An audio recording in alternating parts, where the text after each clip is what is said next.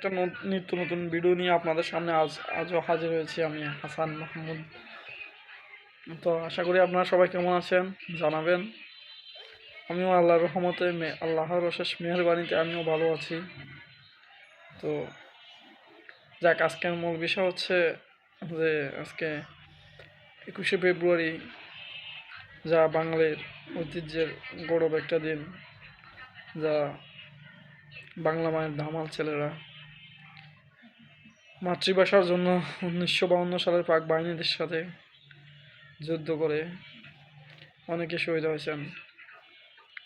যেমন তাদের মধ্যে শহীদুল্লাহ কায়সার, জহির রায়হান। তো জহির রায়হানের কথা বলতে গেলে শেষ হয় না। তো উনি একটা উপন্যাসের লেখক ছিল 1000 বছর ধরে। তো ওনার উপন্যাস পড়লে বুঝতে পারবেন আসলে উপন্যাসটা কেমন ছিল। তো উপন্যাস লেখার পরে সে যে হারিয়ে গেল, তার এখন পর্যন্ত কোনো খোঁজ পাওয়া যায়নি।